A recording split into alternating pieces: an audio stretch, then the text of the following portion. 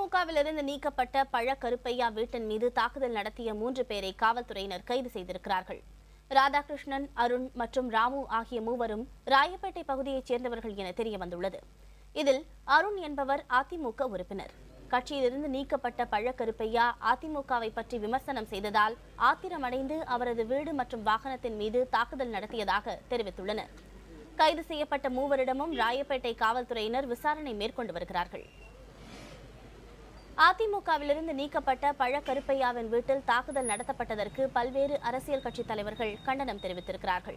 பழ கருப்பையாவுக்கு போலீஸ் பாதுகாப்பு போடப்பட வேண்டும் என்றும் அவர்கள் வலியுறுத்தியுள்ளனர்.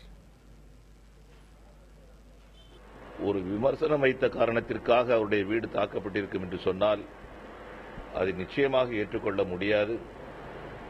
அது கண்டிக்கப்பட வேண்டிய விஷயம். உண்மையான குற்றவாளிகள் கண்டுபிடிக்கப்பட்டு அவர்கள் தண்டிக்கப்பட வேண்டும்.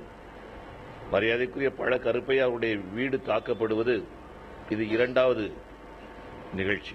இதற்கு முன்பாகவும் ஒரு தடவை தாக்கப்பட்டது.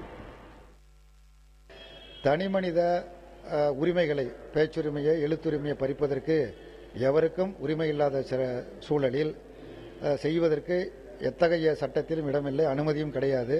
இப்படிப்பட்ட சூழலில் பழ கருப்பையான் வீடு, அவருடைய வாகனம் அனைத்தும் தாக்கப்பட்டதை இந்திய கம்யூனிஸ்ட் கட்சியின் சார்பால் வன்மையாக கண்டிப்பதோடு அதில் யார் சம்பந்தப்பட்டிருக்கிறார்களோ சம்பந்தப்பட்ட அனைவர்களையும் உடனடியாக கைது செய்வதற்குரிய நடவடிக்கைகளை மாநில அரசாங்கம் மேற்கொள்ள வேண்டும் என்று கேட்டுக்கொள்கின்றேன்.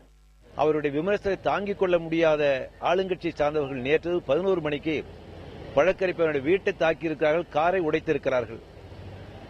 விமர்சனத்தை ஏற்றுக்கொள்ள முடியாது, சகிப்புத்தன்மை இல்லாமல் பழக்கருப்பையா வீட்டை தாக்கியதை, ஆளுங்கட்சியினர் தாக்கியுள்ளதை மார்க்சிஸ்ட் கம்யூனிஸ்ட் கட்சியுடைய மாநில செயற்குழு சார்பாக வன்மையாக கண்டிக்கிறேன்.